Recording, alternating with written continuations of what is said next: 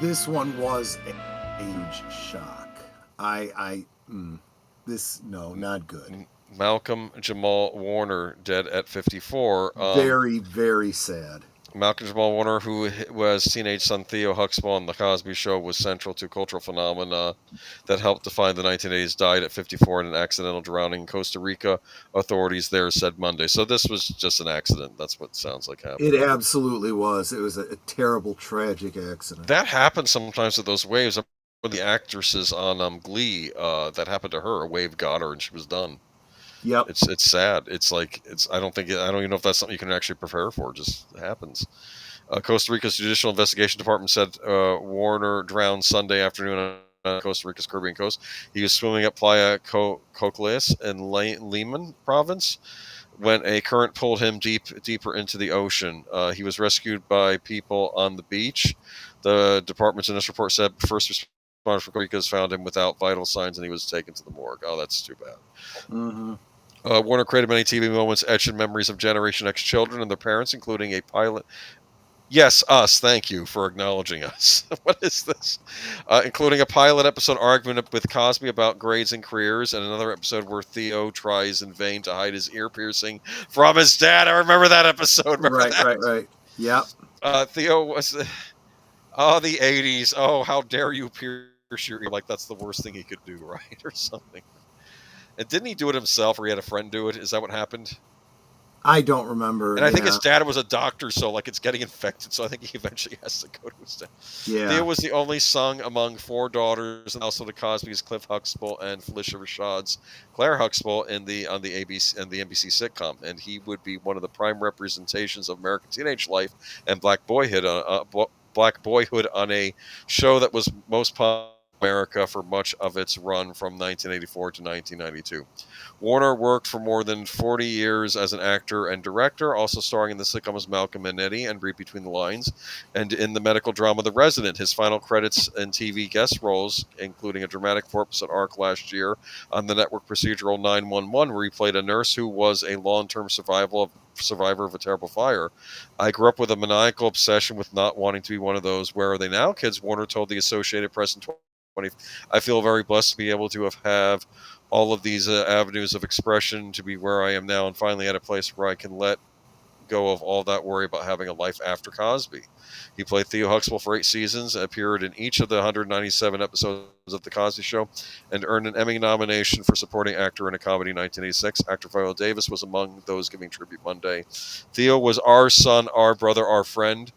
He was absolutely so familiar, and we rejoiced at how TV got right, the Oscar winner said on Instagram, but Malcolm got it right. We reveled in your life and are gutted by this loss. I think that says it all. So Geek Flag points out that it was his friend Cockroach who pierced his ear.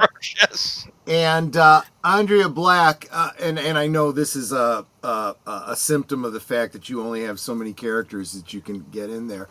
She's quoting from Bill Cosby special himself about how teenagers have brain damage. You ask them why they did something. I don't know.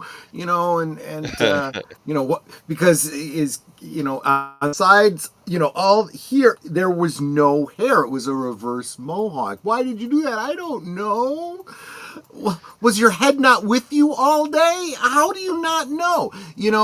And it was that same. A lot of the jokes that he did in that special were recycled into the show, the Bill Cosby show, the Cosby Show, I should say. And yet the comic timing was was great. Oh yeah, both instances. Just perfect. Yeah. And that joke about the mohawk was the same joke they did with the ear. Why did you do that? I don't know.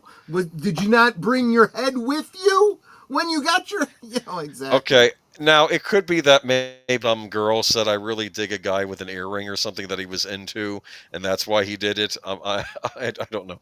I want to know how Bill Cosby feels considering how his real son was killed decades ago. Oh, yeah. I heard about that. Thank CluuStudio for the $5 super chat. Absolutely. Yeah, an article we didn't actually go with Bill Cosby reacts to Malcolm-Jamal Warner's death. Bill Cosby said that when he learned of the death of Malcolm-Jamal Warner, who played his son on The Cosby Show, he spoke with Phylicia Rashad, who played the mother. We were embracing each other over the phone about a dearly beloved friend. Malcolm was always embracing relationships with everybody he worked with, Cosby told CBS Weekend News anchor Jerrica Duncan in an interview. Warner's death shocked the entertainment. Okay, and it goes into, but that's what he was saying about it. He was proud of what he had done, Cosby had said. So yeah, there is reaction from Cosby on it. Good for him for having a career after Cosby and doing stuff behind the scenes too. And it's a loss. And I remember I got very angry years ago. It wasn't him, but it was the actor who was married to the oldest daughter on Cosby Show. And he got a job at the Trader Joe's. Oh, look at this Cosby actor now working at Trader Joe's.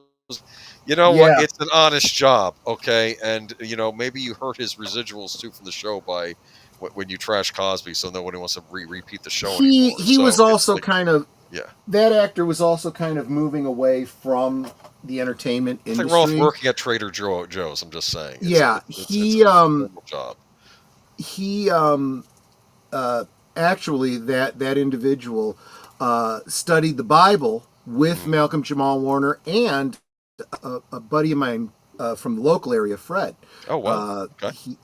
They were all in the same church together, and the same church. Not the Chicago church in Los Angeles before he came out to the Chicago area. So there's a lot of people in the entertainment industry that are very hostile to anybody who even mentions anything religious. So